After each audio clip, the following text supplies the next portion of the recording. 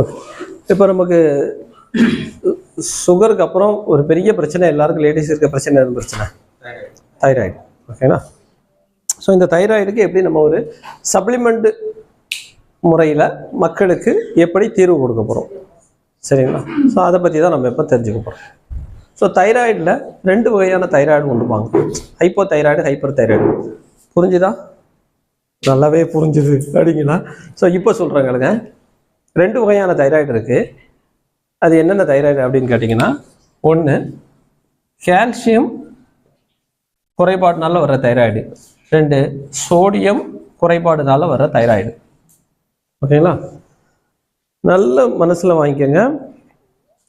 Calcium நம்மளுடைய மசில்ஸை விரிய வைக்கும்.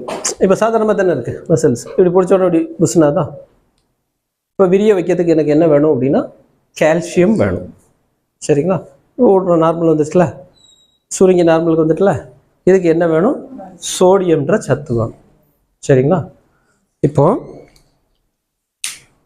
தைராய்டுன்னு சொல்கிறோம்ல, இந்த தைராய்டு மால் ஃபங்க்ஷன் ஆஃப் தைராய்டுன்னு சொல்லி நமக்கு ரிப்போர்ட் கொடுத்துருவாங்க. என்னன்னா தைராய்டு ஒழுங்காக வேலை செய்யலை, அதனால் உங்களுக்கு ட்ரீட்மெண்ட் பண்ணுறேன்னு சொல்லி ட்ரீட்மெண்ட் நம்ம எடுத்துக்கிறோம். ஆனால் தைராய்டு என்ன வேலை செய்யும் அப்படின்னு கேட்டிங்கன்னா, கால்சியம்ங்கிற சத்தை செல்களுக்கு கொண்டு செலுத்தும். 2வது வேலை என்ன செய்யும்னா சோடியம்ங்கிற சத்தை செல்களில் கொண்டு செலுத்தும். கிளியரா? இது வரைக்கும் நல்லா கிளியராக புரிஞ்சிச்சுல? ஸோ நம்ம பாடி ரொம்ப பயங்கரமான ஒரு அற்புதமான கம்ப்யூட்டர், அதாவது வேலை செய்யறதுக்கு அதாவது ஆள் இருப்பாங்க. இந்த கால்சியம் கரெக்டாக இருந்துச்சுன்னா நம்முடைய மசில்ஸ் விரியும், சோடியம் கரெக்டாக இருந்தால் மசில்ஸ் சுருவும். நாம் என்ன சொல்கிறோம்னா malfunction of thyroid gland இல்லை, malfunction of we, malfunction of you, malfunction of me அப்படி சொல்கிறேன். அப்படின்னா என்ன மீனிங்கில் சொல்கிறேன் அப்படின்னா, தைராய்டு ஒழுங்காக தான் இருக்குது, கால்சியம்ன்ற சத்து நீங்கள் ஒழுங்காக சாப்பிடலைன்னா செல்லுக்கு கால்சியம் கிடைக்குமா? கிடைக்காது. அப்போ கால்சியம் கிடைக்காதப்ப சோடியம் மட்டும்தான் இருக்குது, அப்போ மசில்ஸ் விரிய மாட்டுக்கு, சோடியம் இருக்குது சுருங்குது. கால்சியம் இல்லை, மசில்ஸ் விரிய மாட்டுக்கு, சோடியம் மட்டும்தான் இருக்குது சுருங்குது. கால்சியம் மட்டும்தான் இருக்குது விரிய மாட்டுக்கு, சோடியம் மட்டும்தான் இருக்குது சுருங்குது. இப்போ இந்த பேஷண்ட் என்ன ஆகிக்கிட்டே போவாங்க? உருகிக்கிட்டே போவாங்க, சரியா? சரி, இன்னொரு பேஷண்ட் எடுத்துக்கணும்.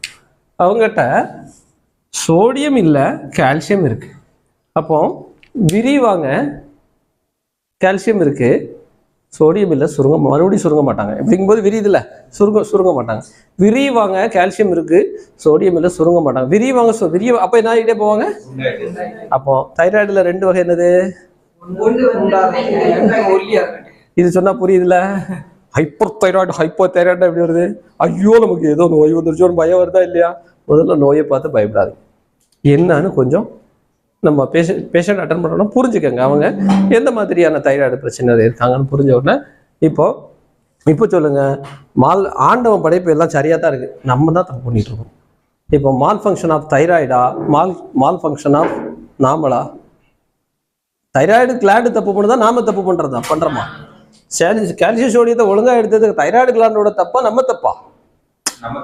நம்ம தப்பு. அப்போ நம்ம அதை சரி பண்ணா தைராய்டு சரியாயிருங்க. Hello, okay. இப்போ நம்ம சப்ளிமெண்ட்ல கால்சியம் எதில் இருக்கு? கால்சியம் டேப்லெட்ல இருக்கு, அவ்வளோதான். கடல் சங்க பஸ்மம் பண்ணி கொடுக்கும். இயற்கையான முறையில் தேவையான அளவு கால்சியத்தை கரெக்டாக எடுத்துக்கங்க போறீங்க ஆட்டோமேட்டிக்காக. இது யாரு கொடுக்கணும்? இப்போ தைராய்டில் எந்த தைராய்டு கொடுக்கணும்? ஓகே, சரி. உண்டாக்கிட்டே போகிறாங்க, ஒல்லியாக மாட்டாங்க, அவங்களுக்கு என்ன கொடுக்கணும்?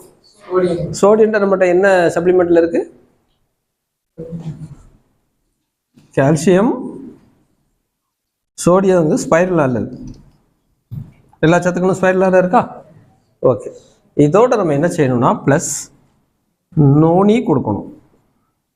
ஏன் நோனி அப்படின்னு கேட்டிங்கன்னா, நீங்கள் சத்துக்களை கொடுத்துட்டீங்க, ஆனால் இன்றைக்கி நம்ம சாப்பிடுற சாப்பாட்டில் சத்துக்கள் இல்லாதனால, டாக்ஸின்ஸ் நிறைந்த உணவுகளை சாப்பிடுறதுனால நமக்கு 10 மணிக்கு மேலே தான் என்ன சாப்பிடணும்னு தோணும்? அருமையாக காளான் ஃப்ரை போட்டு கொடுக்கலாம், ஃப்ரைட் ரைஸ் போட்டு கொடுக்கலாம்.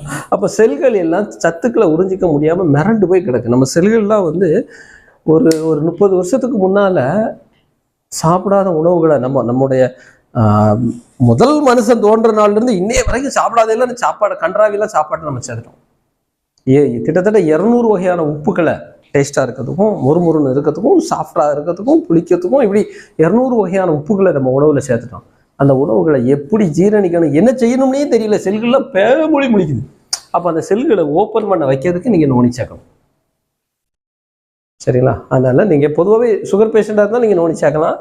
அப்போ நீங்க கால்சியத்தோட நோனி சேர்த்துக்கணும். ஏன்னா நான் தைராய்டுக்கு நான் எடுத்த ரிசல்ட் இது நீங்க ஏதோ ஒரு வேற ஏதோ யூடியூப்லயோ கம்பெனி அதில் இருக்காது, நம்மளா கொடுத்து பார்த்த ரிசல்ட் அனுபவத்தில் நம்ம பேசுறோம். அதோட நீங்க கொடுக்க வேண்டியது ஃபிளாக்ஸ் ஆயில். ஸோ இந்த ஃபிளாக்ஸ் ஆயிலுங்கிறது என்னன்னா ஒரு குட் கொலஸ்ட்ரால்.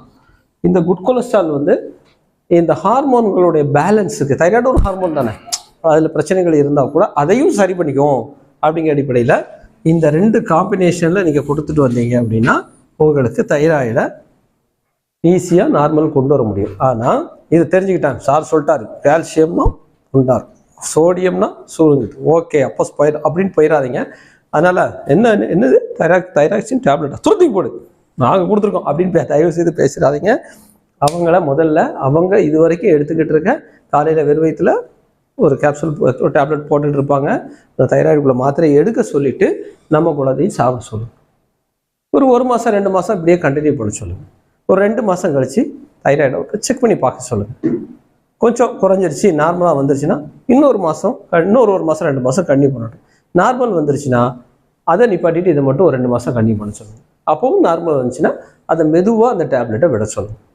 சடனாக விட்டுட்டீங்கன்னா அதுக்கு பேர் என்னது, இங்கிலீஷ் மெடிசனுக்கு பேர் என்னது, ட்ரக்ஸை திடீர்னு நிப்பாட்டினா என்ன ஆகும், அதுக்குள்ள பாதிப்பை கண்டிப்பாக நமக்கு கொடுத்துரும். அதனால படிப்படியாக அதை விட்டு வெளியே வரும். சரிங்களா? ஸோ தைராய்டு கிளியரா?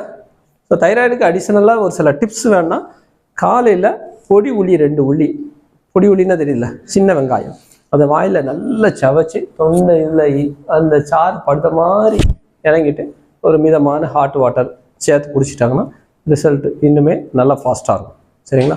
அப்புறம் தைராய்டு கிளாண்டுக்கு தானே இருக்குது, அதை நல்லா ஆக்டிவேட் பண்ணால் நெக் ரொட்டேஷன் எக்ஸசைஸ், கழுத்தை சுற்றி இந்த தைராய்டு நல்ல இதாகி வர மாதிரி இந்த இதை கொஞ்சம் ரெகுலராக பண்ணிக்கிற சொல்லணும். இதுவும் தைராய்டுக்கு நல்லா சப்போர்ட் பண்ணும். அப்புறம் கையை இப்படி பிடிச்சிக்கணும், தொண்டையை கொத்தமல்லியை பிடிக்கணும்னு சொல்லுவாங்களா, அந்த மாதிரி இப்படி பிடிச்சி அந்த கையை இப்படி ஆட்டாமல் பிடிச்ச இடத்துல இப்படி பண்ணாலும் கிளாண்ட் நல்லா ஆக்டிவேட் ஆகும். அப்புறம் இந்த இடத்துல எல்லாருக்கும் ஒரு நெஞ்சில் ஒரு குழி மாதிரி இருக்கும். அந்த குழியில் என்ன பண்ணுங்க, அந்த ஒத்த விரலை வச்சு வாங்கி அமைக்கிறாதீங்க, கொஞ்சம் மெதுவா ஒரு ப்ரெஸ் ரிலீஸ் கையில் நகங்கள் எல்லாம் பண்ணுங்க, தைராய்டுலாம் நல்லா ஆக்டிவேட் ஆகும். இப்போ இந்த 2 பாயிண்ட்டு நெக் ரொட்டேஷன், பொடி வெங்காயம் கொடுங்க, இந்த காம்பினேஷனில் கொடுங்க. ஒரு 2 மாதம் அதையும் சேர்த்து எடுமான்னு சொல்லுங்கள், செக் பண்ணி பார்க்க சொல்லுங்கள். தைராய்டு நார்மலுக்கு வந்துடும், தைராய்டுலேருந்து நம்ம வெளியே வந்துடலாம். சரியா? ஸோ தைராய்டு இதோட முடிச்சுக்கோம். Okay sir.